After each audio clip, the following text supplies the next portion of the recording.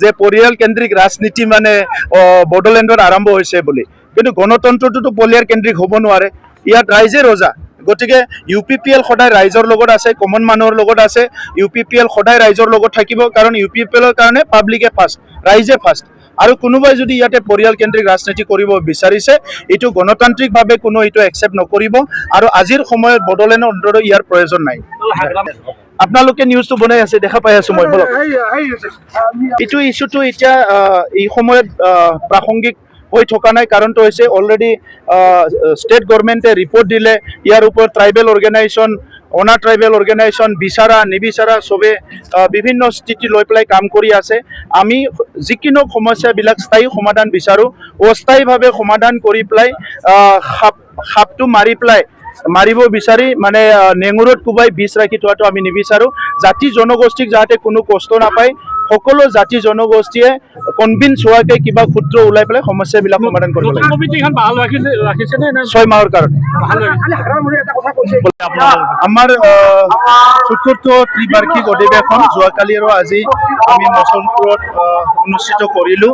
আৰু আজি শেষ কাৰ্যসূচী হিচাপে মুকলি সভা আৰু সাংস্কৃতিক যাত্ৰা আছিলে।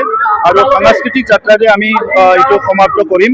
আৰু সাংস্কৃতিক যাত্ৰা এইকাৰণে লৈছোঁ যে বড়োলেণ্ডত 26টা জনগোষ্ঠীৰ বহুত এটা কালাৰফুল কালচাৰ আমি সদায় দেখিবলৈ পাইছোঁ।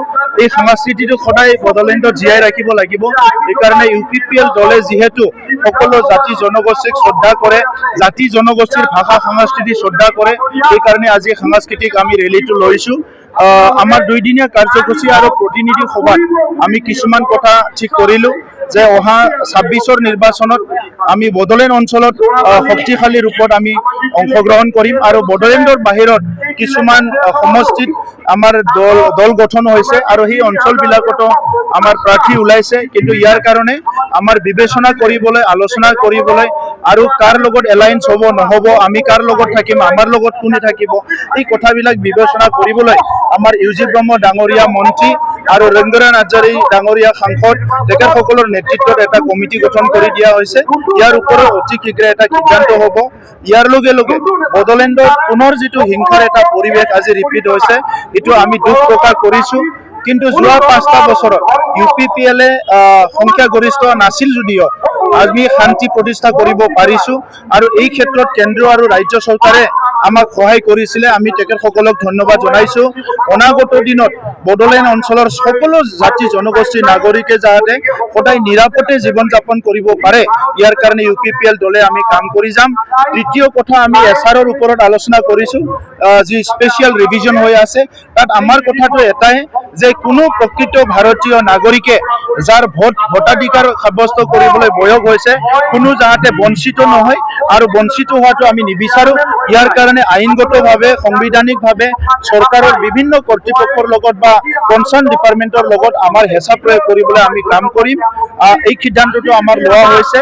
আৰু অনাগত দিনত আমাৰ বড়োলেণ্ড অঞ্চলৰ বিভিন্ন উন্নয়নৰ কাম কাজবিলাক আজি যিটো মানে BPF-এ ডাইভাৰ্ট কৰিব বিচাৰিছে, সেইটো আমি কেতিয়াও সমৰ্থন নকৰোঁ।